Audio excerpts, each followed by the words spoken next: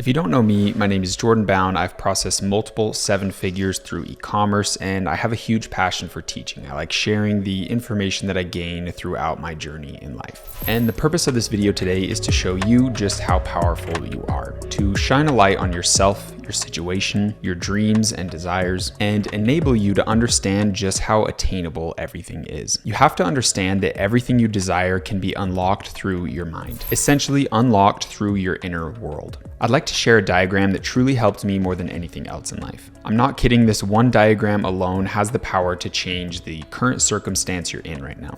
As you can see in this pyramid, we have identity at the top. The reason for this is it's the most powerful factor towards dictating your reality. Below that, we have belief, which is the second most powerful. Then we have our emotions and our actions. And actions being last might be very surprising to some of you because it is truly the least important factor when it comes to changing your reality. It doesn't really have that much influence on the reality you experience. So why am I showing you this pyramid and why does it have the ability to change your life? The power behind this pyramid is truly only attained or understood once you understand your inner world. Your inner world is essentially everything that isn't outside of you. Your thoughts, feelings, emotions, desires, questions, pains, assumptions, fears, and guilt. Now, when you're beginning to understand the inner world, the most important thing you can understand is it is the only thing that we have 110% control of. Let me say that again so it really sinks in. Our inner world is the only thing that isn't at mercy to the world or the circumstances around us. So why is this so important?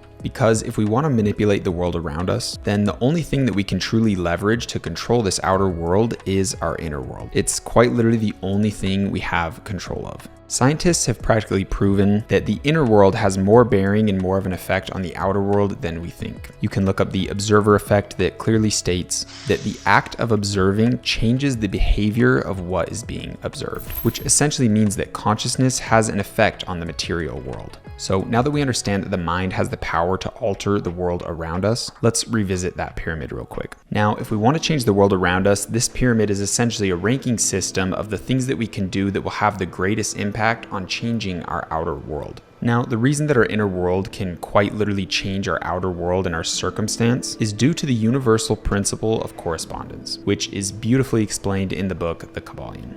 The universal principle of correspondence essentially states that life is a mirror. To put it simply, there is a tether that connects your inner world to your outer world. And between this connection, both sides have to correspond with one another. If one side changes, the other has to mirror it. When you pull one side, you affect the other side. We can also see this principle manifest through Newton's third law. For every action or force in nature, there's an equal and opposite reaction. So now that we understand that a little bit deeper, we can see that based on our pyramid ranking system, if we change our belief, it's going to have the greatest effect on our outer world. This is the leverage we can use to bend reality around us. Do you remember in the Bible when God came to Moses through the burning bush? He stated his name is Yahweh, or in direct translation, I am. This, my friends, is an identity statement. Pretty interesting. Making conscious identity statements is one of the most powerful things you could do. We need to understand that the words that we say and the words that we think have a frequency tied to them. And since this frequency is coming from our inner world, it's quite literally dictating the outer world around us. When the mind makes statements like, I'm not smart enough, I don't have what it takes, our inner world begins to do something very interesting. It analyzes the random thought and essentially assesses whether we're in agreement with the statement or not. And it does this through a resonance of frequencies. You see, our inner world operates at a certain frequency. You can almost think of this like a character level on a video game. And your statement operates at a certain frequency itself. So basically, our inner world is going to assess if our frequency is in alignment with the frequency of our statement. If our inner frequency accepts this statement, we either rise up to the frequency of the statement or we fall down to the frequency of the statement. The goal behind everything that I'm telling you is to help you understand that your identity statements that you resonate with are the biggest determining factor behind the reality that we experience. But if we revisit the pyramid, we have to understand that this identity has to be backed by belief. It also has to be backed by emotion, and it has to be backed by action to have its full effect. Having a strong identity statement that you're fully in resonance with is very strong, but you do have to back it with everything. That's where it's really going to truly bring your dreams, your desires, or whatever frequency that you want to resonate with It's going to help bring that into your physical reality. I hope you're beginning to see the larger picture here. It's essentially our duty to consciously create the identity that we want to resonate with. I want you to do this with me. Pick an identity statement that you want to resonate with. I am wealthy. I am smart. I am capable of achieving anything I desire. I am worthy of love and happiness. You can quite literally choose any statement you'd like. Now, you want to hold that statement close to your heart and try to get your beliefs to align with that statement. And we can do this best through aligning our emotions with this statement. It will also help to align our actions with this statement as well. All of the things on this pyramid correspond to each other. Yes, we can have one be very successful and one be very strong while the others are very weak and they're not really in resonance, but if you can get all of them in resonance, that's when you're truly going to change your life.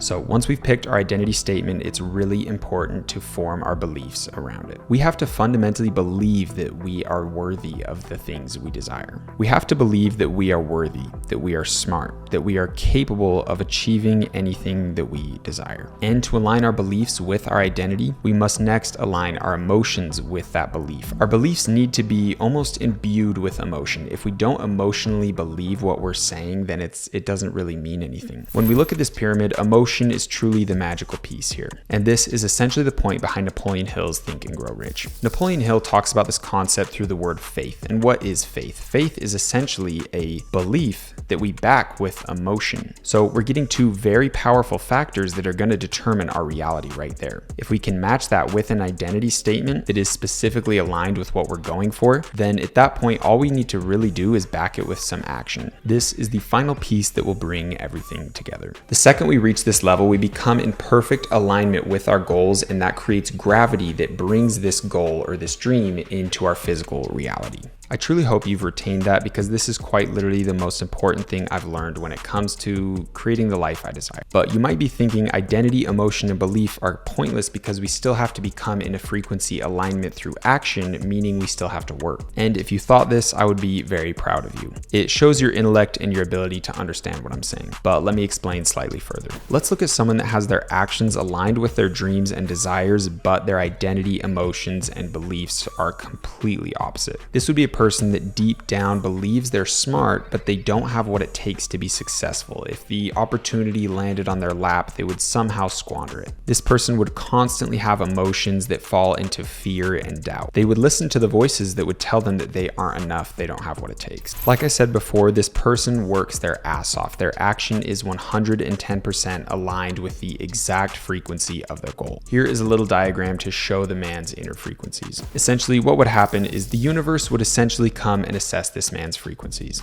The universe will first check his identity, then his beliefs, then his emotions, and his actions, and they will see that the top three are not in alignment with his goal, essentially meaning that his character level, or his final and full inner frequency, would be at a really low level. Even though this man is working his ass off, he is neglecting his identity, his beliefs, and his emotions, and these are the top three determining factors of his character level or his inner frequency. So his frequency would be extremely low. What this would actually look like is a man in his 60s who's done everything by the books, yet he really isn't that far in his career. Ultimately, there are people that are a lot younger than him with way less experience that have achieved far more than he has. Another amazing example of the misbalance between the inner and outer world frequency is lottery winners.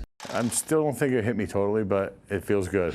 54-year-old Mike Worski is the latest man to join the multimillionaire club. A lottery winner is instantly hit with a huge frequency change in his outer world. As $10 million lands on his lap, $5 million after the government has had their fair share of his money, even though they printed that money at a cost of $0 and have ultimately created one of the most corrupt banking systems known to man that essentially controls the entire world and is backed by Masonic leaders that have infiltrated and control almost every Western industry, but that's a topic for another video. So anyway, this lottery winner has a huge frequency imbalance. His outer world is huge. It's worth $5 million, but his inner world, his inner frequency or his character level is so low, it's nowhere near that level. If we think about this in video game terms, this guy is essentially a level 1 character holding the best sword in the game. It just doesn't work like that. It would be a glitch and this guy would not be deserving of that sword. His character shouldn't even be able to equip it. So guess what happens? Through the law of correspondence, this money is bound to leave leave him, because his outer world has to be a reflection of his inner world. It's only a matter of time before it's all gone. This is why 70% of lottery winners go bankrupt within their first 3 years of winning. But what happens to the other 30%? Most likely a lot of money has left them, but what's cool about the 30% is they either leveled up their inner world to become in frequency alignment with that money, or the money dropped back down to their normal frequency that they're used to anyway, their normal character level.